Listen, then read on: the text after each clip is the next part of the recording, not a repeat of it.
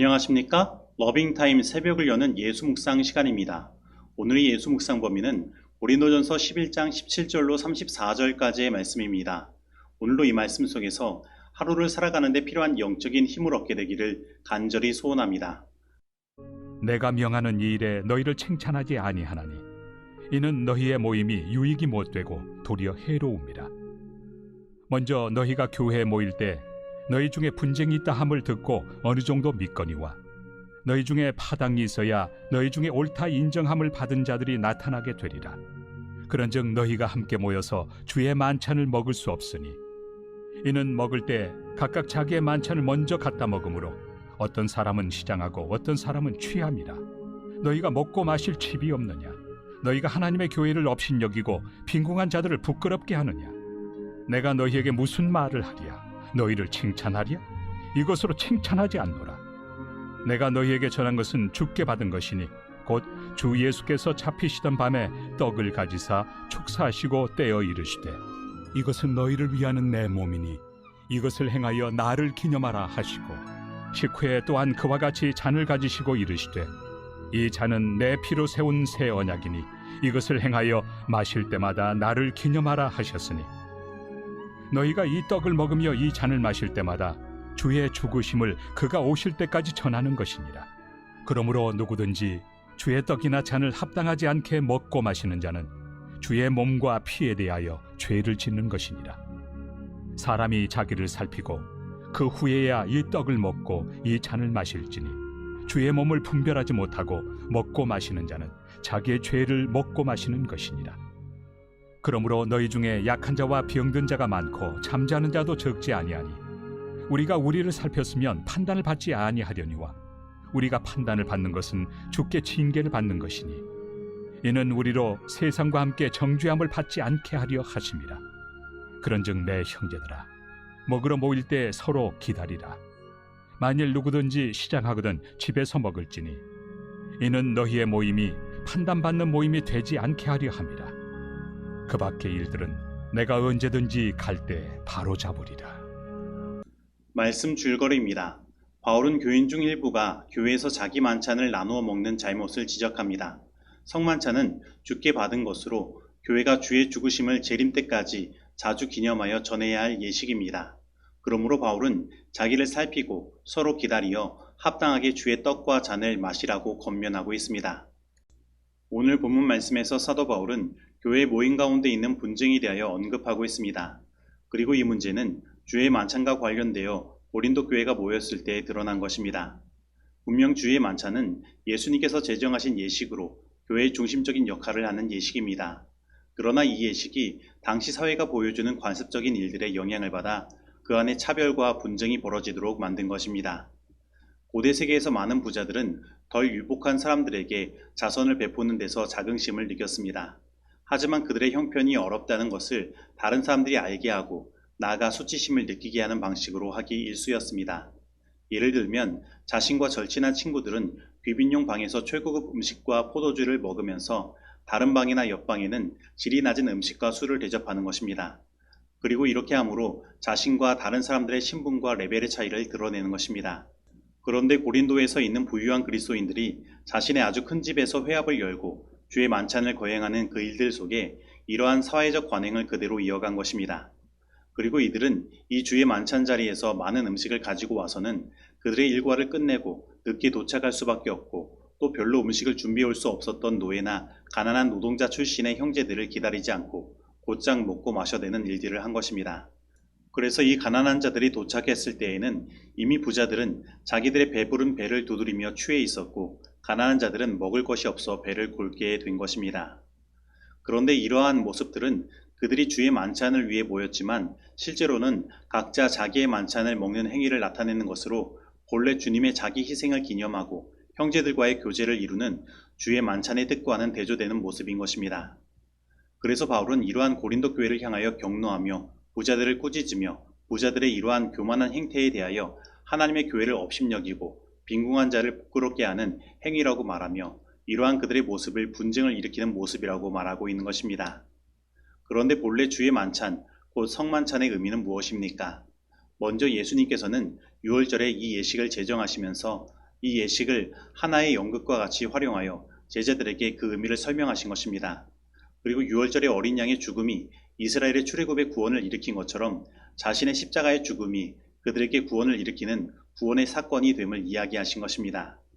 그리고 예수님은 떡을 자신이 직접 부수고 찢으며 굵은 포도즙을 잔에 부으셨습니다. 그리고 이러한 예수님의 행동은 자신의 찢어진 몸과 흘리는 피를 상징하는 것이었습니다.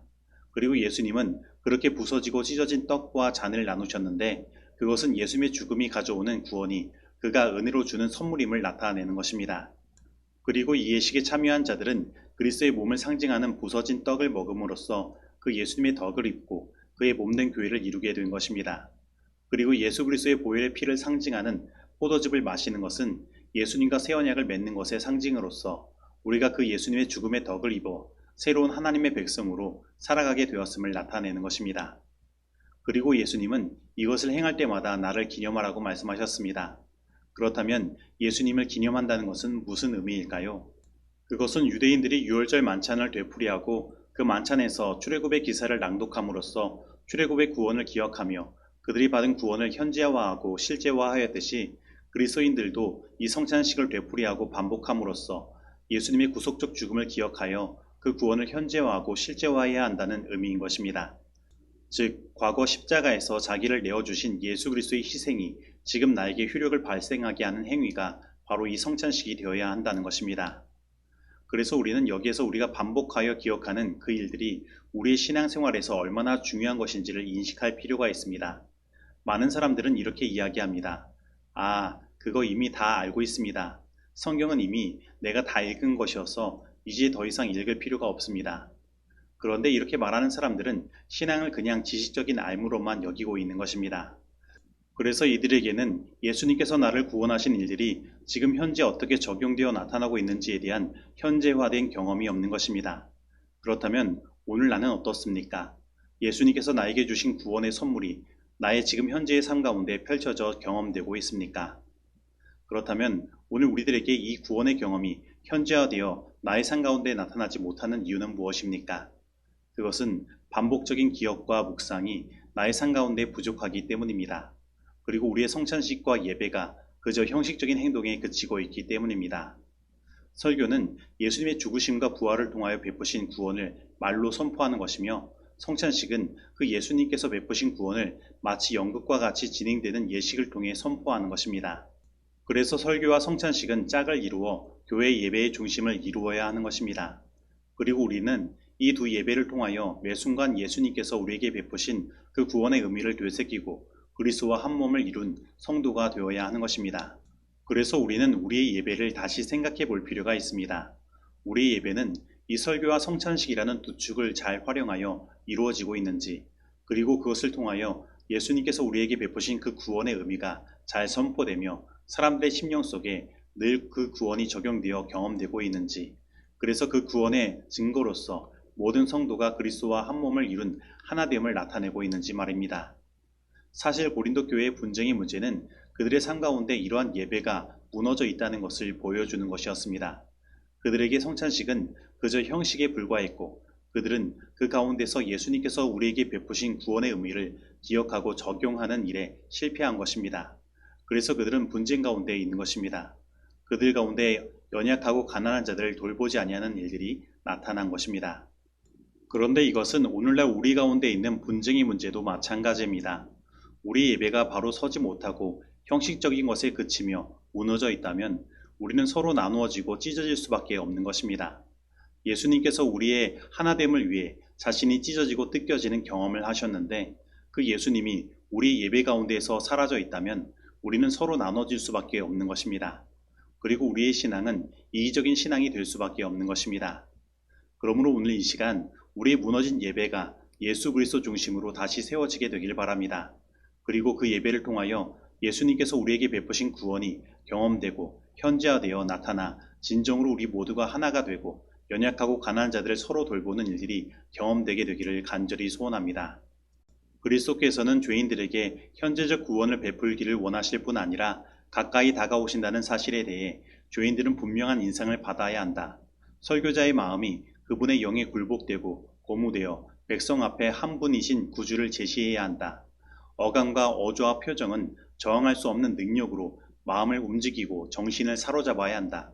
예수님이 목사의 마음속에 발견되셔야 한다.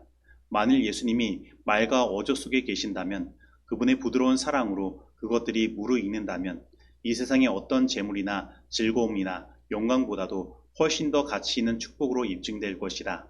그러한 축복은 아무 일도 성취하지 못하고 임했다가 사라지지 않을 것이다. 확신은 깊어지고 감동이 일어나서 내가 어떻게 하여야 구원을 얻으리이까? 라는 질문이 제기될 것이다. 교회 증언 3권 32페이지의 말씀입니다. 이제 적용하는 시간입니다. 오늘 나는 예수 그리스도 중심의 예배를 드리고 있습니까? 오늘 나는 교회에서 행해지는 설교와 성찬식을 통하여 예수님께서 나에게 베푸신 그 구원을 되새김으로 예수님께서 나에게 주신 구원이 현재 나의 삶 가운데 적용되어 진정으로 성도들을 사랑하며 그들과 사랑으로 하나가 되는 경험을 하고 있습니까? 오늘 나는 예수님께서 우리를 사랑으로 하나 되게 하시기 위하여 자신의 몸을 찢기고 떼이도록 내어주셨다는 사실을 믿고 바라보고 있습니까? 오늘 이 말씀 속에서 내가 실천해야 할 것은 무엇입니까? 기도하시겠습니다. 하나님 아버지, 오늘 우리들의 예배를 다시 돌아보고 생각할 수 있는 기회를 허락하여 주시고 우리의 예배가 단지 형식적인 것에서 벗어나 다시 예수 그리스도 중심에 살아있는 예배가 될 수 있도록 인도하여 주시니 감사드립니다. 특별히 오늘 예수님께서 우리들에게 베푸신 그 구원의 의미를 설교와 성찬식을 통해서 되풀이하여 되새기는 일의 중요성을 생각해 보았습니다. 그리고 이 구원의 경험이 단지 지식으로만 남는 것이 아니라 우리의 현재의 삶 가운데 적용되어 진정으로 성도를 사랑하며 그들과 사랑으로 하나 되는 경험으로 나타나야 함을 깨닫게 되었습니다. 하나님, 이 시간 우리를 구원하기 위하여 자기 몸을 찢기도록 십자가에 내어주시고 보혈의 피를 흘려주신 예수님을 생각하고 바라봅니다. 오늘 주님께서 베푸신 이 구원이 우리의 현재의 삶 가운데 온전히 적용되어 나타나게 인도하여 주시옵소서. 그리고 우리 모든 교회가 모든 분쟁과 분열에서 벗어나게 하여 주시옵소서. 예수님의 이름으로 기도드립니다. 아멘.